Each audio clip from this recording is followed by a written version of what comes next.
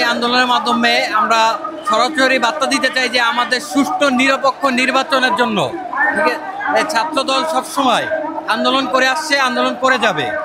যেমনটি আপনারা শুনছিলেন যে এবারের নির্বাচনকে সামনে রেখে বাংলাদেশ জাতীয়তাবাদী ছাত্রদল সদা প্রস্তুত রয়েছে এবং আমরা আরও কিছু কর্মীদের সাথে কথা বলার চেষ্টা করব। এই মুহূর্তে আসলে আপনারা শাহবাগ থেকে কি বার্তা দিতে চান? আমরা শাহবাগ থেকে বার্তা দিতে পাই যে এই খুনি হাসিনা যে 17 বছর যে দেশ থেকে একটা যে ভোটের অধিকার মানুষের কাছ থেকে কে নিয়েছিল, আমরা সামনে তরুণ অধিকার এই ছাত্র সমাবেশ থেকে আমরা একটা গণতান্ত্রিক সুস্থ এবং সুন্দর প্রক্রিয়ায় একটা নির্বাচন চাই আমরা, যেন তরুণ প্রজন্ম ভোট দিতে চায়।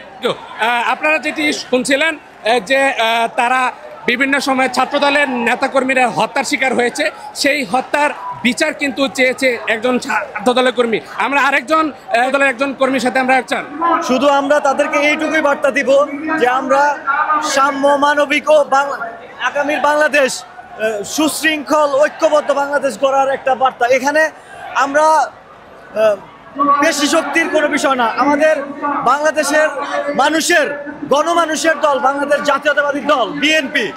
এখানে আমাদের এই বিএনপিতে হাজার হাজার লক্ষ লক্ষ কোটি কোটি তরুণের উৎসাহ অনুপ্রেরণার এই দল। এইখানে গুটি কয়েক প্রতিহিংসাপরায়ণ কিছু ব্যক্তিদের কারণে আমরা কোনো বিশৃঙ্খল কর্মকাণ্ড সম্পৃক্ত হব না এবং কি ফ্যাসিস্টের পুনরুত্থান ঘটে এমন কোনো কার্যক্রমে আমরা কাউকে সুযোগ দেব না ইনশাল্লাহ। আমরা এখানে এই বার্তাটুকু দিতে চাই যে আসুন আমরা ঐক্যবদ্ধভাবে আগামীর বাংলাদেশ বিনির্মাণে জনাব তারেক রহমানের নেতৃত্বে এগিয়ে যাই, বাংলাদেশকে সুসংগঠিত করি এবং একটি গণতান্ত্রিক রাষ্ট্রে পুনঃপ্রতিষ্ঠিত করি।